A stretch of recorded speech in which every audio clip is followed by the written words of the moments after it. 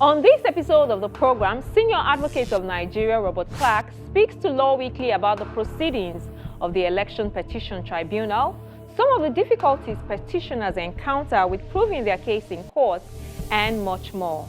Also showing on the program, the Chartered Institute of Arbitrators Nigerian branch briefs on the implications of the recent presidential assent to the Arbitration and Mediation Bill and its benefits to the country. Plus a recap of the top trending legal stories in the news.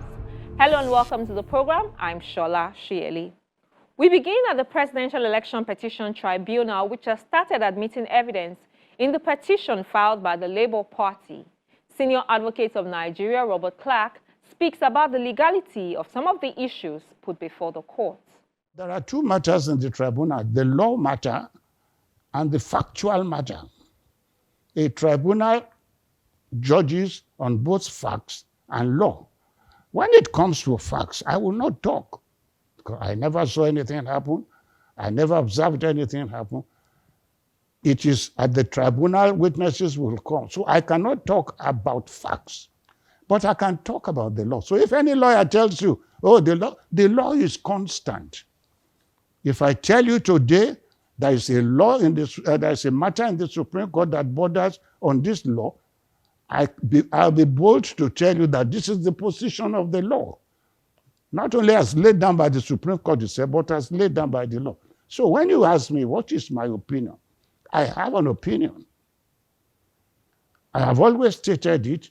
Number one, nobody in Nigeria, no party can win an election petition,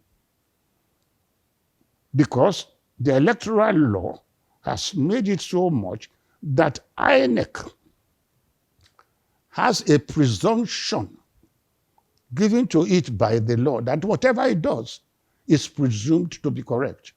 Therefore, in any election petition, INEC only comes and says, yes, I have conducted the election according to the law, and tenders all the documents he used. At the stage he tenders those documents, the law says, yes, the law presumes that what you have tendered is correct. Therefore, the respondents, which is the defendants now, will now have to come to challenge. Number one, that law has to change. We have to change it in a way that we will say, INEC, the law says do this, come and show us that you did what the law says you should do. Rather, for the law to back you behind and say, yeah, what you did was correct. So that is the first. If that one is not removed, you will never win an election against INEC. Secondly, the two political parties that are challenging the election, I'm forgetting the facts. Some people were killed here, some people, no, that is not my concern. My concern is what are the legal basis upon which they are challenging. Three areas. Tinubu is a crook, he was jailed. The vice president and Tinubu was nominated for two positions.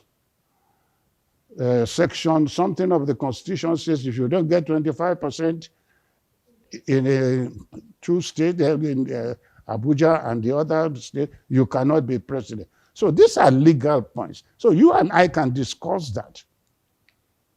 Now the Supreme Court says, fortunately, they have given a judgment, which I said on television 3 weeks ago, that there's no merit.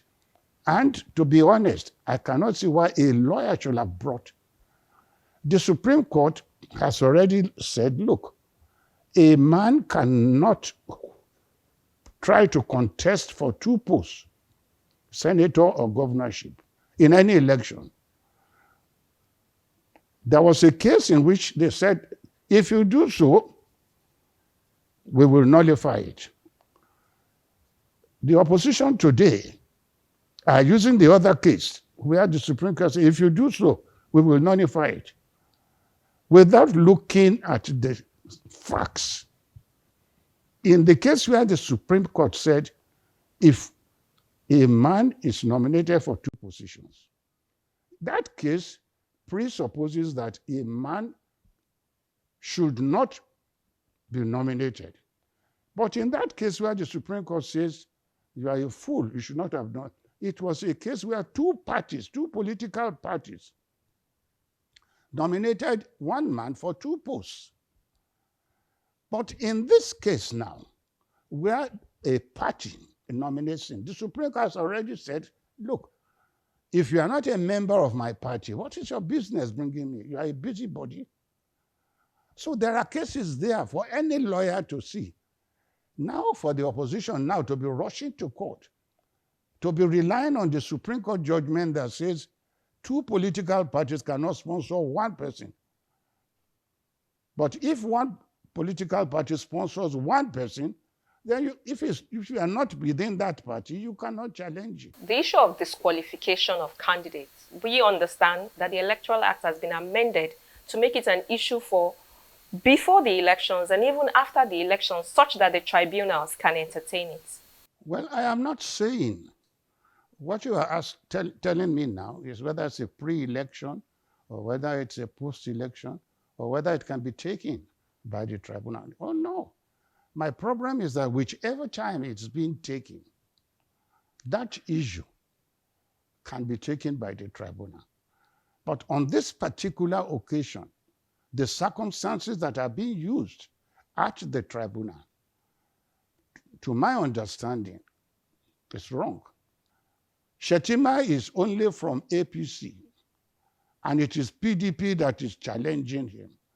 Therefore, they are meddlesome, they are whatever the Supreme Court named them. So there is no merit in that argument at all. So in the four things that they are presenting, one, that Tinubu has been jailed, two, that Shettima could not have contested, and three, that Tinubu never had a true thought of Abuja. That is the contentious issue now before the tribunal. But when you look at the law, the Supreme Court, in 2 or 3 other cases that I'm aware of, says, look, Abuja is not a state under the Constitution, but we, Supreme Court, we accord it that status of a state. But in according Abuja the status of a state, we are not going to give it any privileges. I think it's in the one of the Boris cases in the Supreme Court. So the Supreme Court says, look, Abuja is Abuja.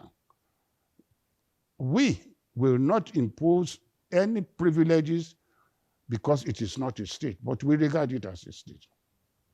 Now the question is, Turenchi, as the Hausas will say, the use of and. You are now saying, this says, look, you must have 2/3 in 36 states and the federal capital. So depending on which divide you are, as I always say, if you are for the proponents, they will say yes. 25% must include and will include Abuja. But if you are a constructionist, you are following the mischief rule or whichever this thing, you will know. If a man has 25% in 36 states, but does not have in Abuja, you will now say you can't be president. Does that make sense? You know, many people will laugh at you. And this question of 2/3, we have to be careful. By dragging in Abuja now into 36 states, we now have 37 states. Can we ever have 2/3 of 37? So we have to be very careful. But my view is this. Reading of that section, looking at all circumstances in Nigeria, you must have 2/3, generally, of all the states plus Abuja. So the word and, whichever way the judges want to look at it, is, you know, their own headache. Let me go back to something you said earlier about how difficult it is for the petitioners to prove their case, especially because INEC has the backing of the law. What would you say to those who already think that the courts are not likely to do justice? There are 3 stages. So even though the INEC is given the power under the Evidence Act to be given the privilege that is now enjoying, it now says, look, to be able to jettison a petition, one, you must first show non-compliance Non-compliance that must be very substantial. When you show it, you must now show that it affected the election. That is stage 2. The affectation on the election is that, in Ward so and so, when votes were not cast, so many votes were lost there. In so and so, at the end of the day, you have to show to the tribunal how many votes were lost by your client due to those malpractices. Those votes must be so substantial that they must have affected the result of that election. So even though INEC has the privilege to have the backing of the law, it is still required to substantially produce evidence. So it is not all that difficult, but it is very rare. When you have 2 million people voting and you have only 100,000 rioting here and there, okay. Your opponents will say, okay, I give you all those 100,000 votes. I'm still leading you by 2 million votes. So even if the tribunal says I was wrong here, how has it affected the election? So that is the position at the tribunal now. Whatever malpractices that have been recorded and are noted and are brought before the tribunal, it is not enough. They must go forward to show how it has affected the election. Substantially the outcome of the election. So you can see that it's a difficult task. Rather, change the law. INEC, bring your books here. I have done elections under the law. These are my books. Then you and I, who are opponents to INEC, will now come and say, okay, look at the one you have presented. Look at this, look at that. But now we have to wait 30 days. INEC must countersign all electoral law processes, It's difficult. Is there any way to de-emphasize the role that money plays in our politics? Because the average Nigerian believes that the politicians give the courts humongous amounts of money to get the kind of outcomes that they want from the tribunals and the courts. Look, that is the thinking of many people. And they are not far from being wrong or right. For instance, you heard me tell you that the Constitution has to be amended, whereby the party does not have the stronghold it has on candidates. Now, because of the Constitution that allows the party such powers, money now comes in. It's a do or die matter. Even in nomination alone, for a candidate to get nominated as a gubernatorial candidate, must have spent, you saw what happened. Buhari said, go and deposit 150 million. Yeah, you vice president, go and deposit 150 million and take a card. That is the party controlling. That's not the Constitution. The monetization of our electoral process is the cause of all the corruption. And if I were Tinubu today, oil subsidy, all this thing, it's a, children's play. Fight corruption. Once you fight corruption, you will find that this country will change overnight. But the people who are to fight the corruption are the same people who are controlling the corruption. You can't change a bicameral system in Nigeria. Why do we need a bicameral system of governance in Nigeria? Senate, why? You and I are not eating well, and we are paying our senators so much money, our members so much money. What does it mean? The first thing I will do if I were Tinubu, set up a small group of committee. Just pick areas you want to touch in this constitution. Pick it up and change it immediately. Nigeria will change. It will reduce corruption. Completely. Corruption is our problem. It is. I hear what you say about the need for this government to prioritize fighting corruption. But I also want to talk about reforms for the judiciary. What else can they do to give Nigerians the kind of judiciary that we can trust and have confidence in? You see, the judiciary would have been ideal if not that politicians have now, filtered into them. So what we can do is to have what you call a constitutional court, where there'll be a final court for political matters and constitutional matters. And the Supreme Court will be different from this court. You see, once you remove the influence of politicians from any area of human endeavor, forget judges, any area, 80% of your corruption problems are solved, because politicians are used to corrupting people to gain what they want. Welcome back. The Chartered Institute of Arbitrators Nigerian branch is celebrating the recent presidential assent to the Arbitration and Mediation Bill, which they say signifies a major milestone in the country's legal landscape. CIAB, as it's fondly called, was founded in the United Kingdom in 1915 and incorporated in 1924. It was granted a royal charter in 1979. The body has a multidisciplinary membership of over 16,000 members located in 133 countries around the world, supported by an international network of 40 branches. The Nigerian branch, which was formed in 1999, is one of the branches, and its growing membership cuts across all disciplines, including practitioners in law, construction, shipping, engineering, insurance, banking, accounting, oil and gas, to mention a few. Some of the members are gathered here for this press briefing. The chairman, Senior Advocate of Nigeria, Agbola Akinola, traces the journey of the bill, the roles played by leading arbitrators in the country, and the introduction of the body's cost calculator, which seeks to promote transparency and enhance cost-effective dispute resolution for business. Today, in conjunction with the assent to the Arbitration and Mediation Bill, we are thrilled to introduce the Chartered Institute of Arbitrators Nigeria Cost Calculator.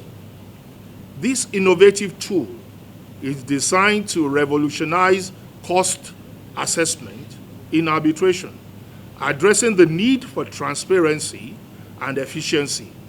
Usually, when you handle arbitration, people come before you with their disputes. You have the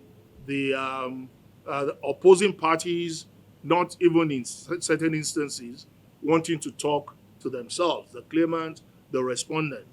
But the moment the arbitrator mentions what his cost will be, usually you have the contending parties aligning between themselves, and of course it's always a resounding no or a bit of tug of war with the arbitrator. But what the Institute has done is to simplify this process and to make it a more user-friendly tool and more accessibly and more scientific to prove, because you look at it, you plug the figures, you get the results yourself. Even without the arbitrators telling you anything, you have a fair idea of how much it will cost to prosecute your arbitration. On the sidelines of the press conference, some senior lawyers spoke to Law Weekly about key judiciary reforms the new government can undertake. Well, we're glad that, first of all, there's a smooth transition, and the swearing, of course, was done by the judiciary. There are lots of things that the judiciary we've been pushing for at the bar and also the bench. Salaries and emoluments of judges, and empowerment. Fortunately, the current president, when he was governor in Lagos State, was able to use very good men to turn around things in the judiciary in Lagos. So we're expecting that to trickle down, and spread all around the nation. And he promised yesterday, we should take him up, that there will be rule of law, he will obey court judgments and so on. So these are the kind of things we're expecting from the federal. If it happens at the federal, then Nigeria is a change place. So the first point is you must remodel the welfare of the judges, but more importantly, judges must now be under heavy sanctions if found to be corrupt. Truth is, we really can't develop the Nigerian market with a corrupt judiciary. And so this new administration must focus of ridding the judiciary of corrupt elements, at the same time must work towards good welfare for our judges and justices. There should be integrity in the system. In other words, that should be promoted by the incoming government. And how do you promote integrity?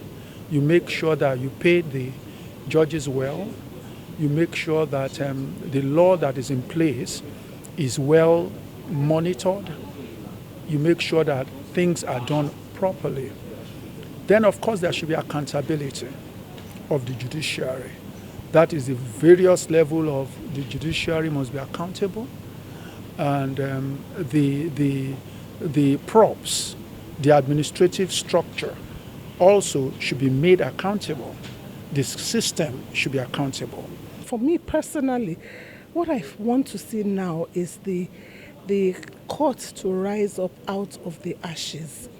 It's been very painful seeing that High Court. I'm sure it's over 100 years old. It's been very painful seeing it, how it went down. It's even more painful for me because it's right in front of my office.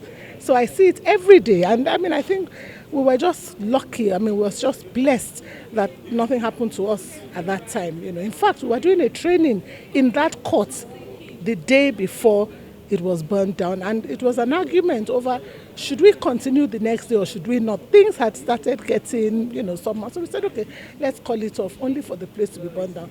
And I think one thing I don't know how, but I'm hoping that before the end of the tenure of Governor Sanwo-Olu, that it will come back up again. Right now, it's tough. It's tough for the judges.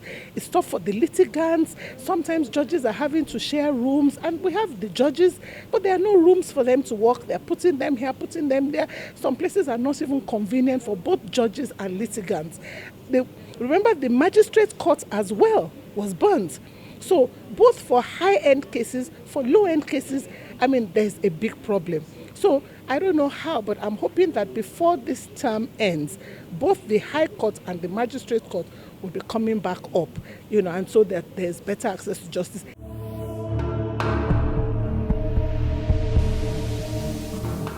And just before we go, let's quickly do a recap of some of the top trending stories from the courtrooms. We begin with the report that the Presidential Election Tribunal sitting in Abuja has admitted more evidence from the candidate of the Labour Party, Mr. Peter Obi, as he presented additional certified true copies of election result form ECAS from 8 states as evidence to back up his claims. The tribunal at the resumption of the hearing on Friday admitted the evidence from Rivers, Bayelsa, Edo, Kogi, Niger, Adamawa, Oyo and Lagos states, despite objections from the respondents. The Independent National Electoral Commission has also explained why it is objecting to documents tendered by the Labour Party and its candidate Peter Obi in aid of his petition against the election of President Bola Tinubu. At the proceedings of Friday, June the 2nd, Counsel for INEC Senior Advocate of Nigeria, Kemi Pinero, told the court that the electoral body objected to the tendering of the result sheets because the petitioners went beyond the areas where the election was being disputed.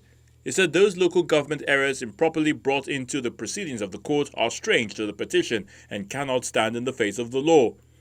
The chairman of the 5-man panel, Justice Haruna Samani, however, held that it was unacceptable for the lawyer to give reasons for their objection after the commission had indicated that it will advance reasons at the address stage of proceedings. In the petition of the People's Democratic Party, the lead counsel to the petitioner has called 3 witnesses to testify.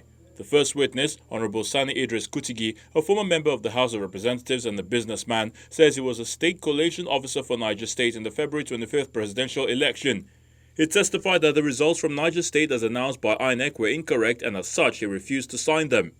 The second witness, Mr. Nicholas Msheliza, a businessman and a politician who served as the PDP Borno State Collation Officer, also tells the court that results were changed at the ward collation centers. The third witness, who gave a similar testimony, is a legal practitioner, Mr. Silas Joseph Onu, who served as the PDP State Collation Agent for Ebonyi State. In Oyo State, the Governorship Election Petition Tribunal sitting in Ibadan has dismissed the petition filed by the Action Alliance challenging the victory of Governor Seyi Makinde in the March the 18th governorship election. The 3-member panel of the court, led by Justice Ejiro Emudayowo, dismissed the case after the petitioner's lawyer Etibo King announced the withdrawal of the petition. Counsel to the governor said it was the final end of the petition brought by the AA against the emergence of Governor Seyi Makinde during the election. Kalejai also submitted that the Electoral Act should be amended to create a threshold for candidates or political parties that will file petitions before the Election Tribunal that they must have scored at least a quarter of all the total votes cast during the conduct of the poll.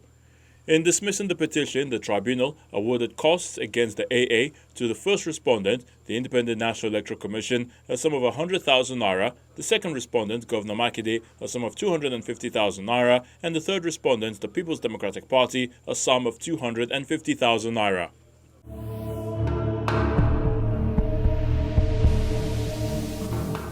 And that's the program for today. If you missed any part of it, you can find it in past episodes on our YouTube channel. Do also give us feedback via any of our social media platforms. I am Shola Shoyele. Thank you for watching and see you next week.